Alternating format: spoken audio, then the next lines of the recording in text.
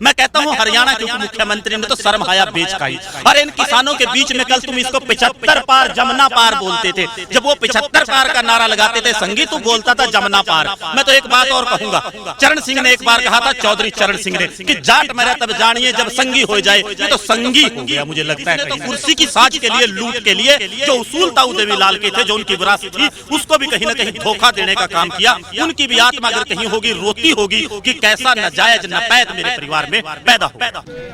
किसानों की चंडीगढ़ कूच को लेकर पुलिस पहले से अलर्ट नजर आई और बहुत से किसानों को चंडीगढ़ जाने से पहले ही डिटेन कर लिया गया। डिटेन को लेकर क्या कुछ तकनीकी नियम हैं, कानून क्या कहता है, इस पर बातचीत के लिए एडवोकेट धर्मवीर ढींढसा हमारे साथ हैं। वकील साहब, डिटेन शब्द कल से बहुत ज़्यादा सुनने में आ रहा है, क्या डिटेन का लॉ है, किस तरह किया जाता है, कितने समय के लिए किया जा सकता है? देखिए, डिटेन शब्द का इस्तेमाल नहीं किया जा रहा, दुरुपयोग प्रशासन द्वारा, पुलिस द्वारा, हरियाणा और पंजाब की जो मुख्यमंत्री हैं, उप मुख्यमंत्री हरियाणा है, उनके द्वारा कानून का दुरुपयोग किया जा रहा है, कानून का कत्ल किया जा रहा है और नागरिकों के जो संवैधानिक अधिकार हैं उनका उल्लंघन किया जा रहा है। आप किसी भी नागरिक को भारत का संविधान अधिकार देता है कि वो देश के किसी भी कोने में जा सकता है, कहीं रह सकता है, लेकिन किसान जब चंडीगढ़ जा रहे थे, जो 2 प्रदेशों की राजधानी है, किसी भी कानून के तहत किसानों को सड़क से चंडीगढ़ जाने से रोकने का किसी भी प्रशासन को, व्यवस्था को, सरकार को कोई अधिकार नहीं।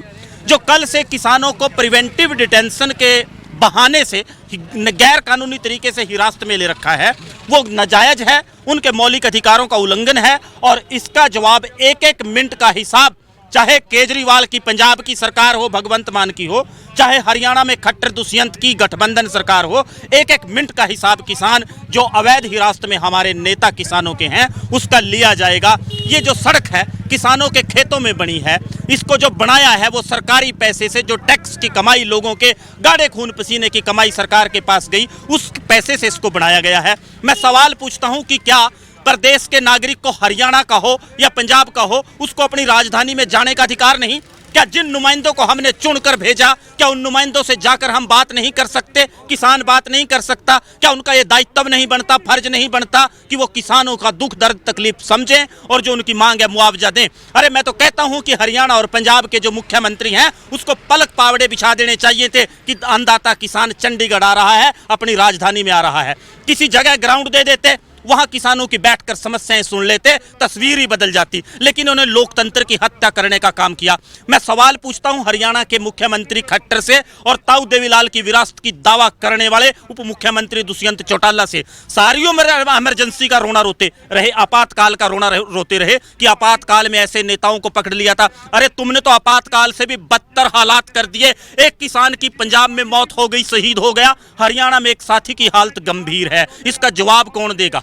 किसान के बदन पर लगी एक लाठी, उसके साथ जागती जो कल से जोर जुल्म हरियाणा और पंजाब में हो रहा है, वो संवैधानिक अधिकारों का उल्लंघन है और सीधे तौर पर अघोषित इमरजेंसी से बदतर हालात हरियाणा और पंजाब में हैं। ये दोनों एक ही थाली के चट्टे बट्टे हैं, मिले हुए हैं। ये अधिकारों का उल्लंघन। प्रिवेंटिव डिटेंशन जो है वो कितने समय के लिए हो सकती है, उसमें कानून क्या कहता है?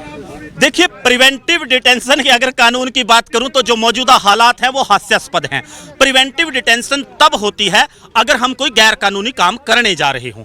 किसी भी किसान ने, किसी भी संगठन ने यह कॉल नहीं दी कि हम चंडीगढ़ में जाके कुछ गैर कानूनी काम करेंगे। संवैधानिक अधिकार हमारा है कि शांतिपूर्वक प्रदर्शन कर सकते हैं। आज तो प्रदर्शन की भी बात नहीं थी, चंडीगढ़ तक जाने की थी। प्रिवेंटिव डिटेंशन में जब आपको ये लगे कि हम कोई उपद्रव करेंगे, कानून का उल्लंघन करेंगे, आप केवल तब हिरासत में ले सकते हैं, वो भी 24 घंटे के लिए। आपको मजिस्ट्रेट के पास 24 घंटे के अंदर आप उसको पेश करना पड़ेगा, जायज उसकी खाना पूर्ति करनी पड़ेगी, परिवार वालों को बताना पड़ेगा। लेकिन जैसे कौथ साहब ने कहा कि जब हमारी घरों में रात को बहन बेटियां थी, इन्होंने छापेमारी की, हरियाणा पुलिस ने, पंजाब पुलिस ने, यह भी अपने आप में कानून का उल्लंघन है। कोई हम आतंकवादी हैं, अपराधी हैं कि किसानों को रात को आपने खेतों से, मकानों से जबरदस्ती उनको पकड़ने का काम किया?